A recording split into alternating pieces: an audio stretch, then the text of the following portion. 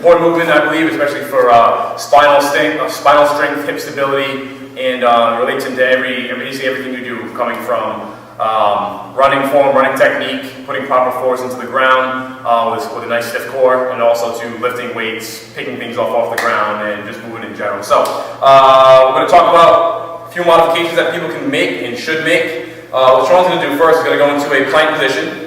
I'll use those quotations, and I'll explain why in a second. So Sean, what did you have for lunch today? I think I had grilled chicken. All right. So see how Sean can basically hold a conversation the whole time while he's doing that plank.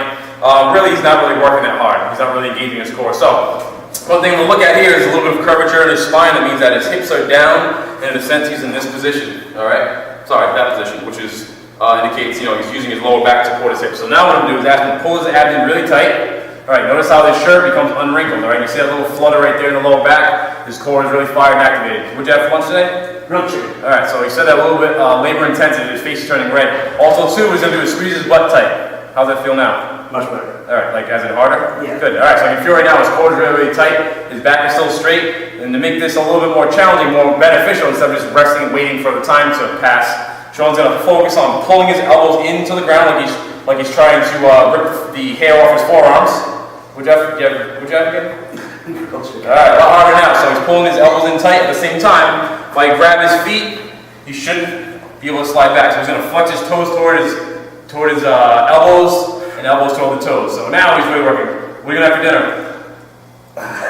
Nothing. Alright, good. So right now he's really doing a plank, alright? Compared to what he did before, take a break. What he did before was he was just holding out and waiting for the time to pass, as opposed to really engaging his core. So try those little switches. What we want to think about is hips forward, abs tight, elbows tight, toes flexed up, and get a lot better engaged core out of that movement by just making those little adjustments. Big difference. Right? Right, I think I got six. Yeah, good. Only 2 seconds of work. Wrap.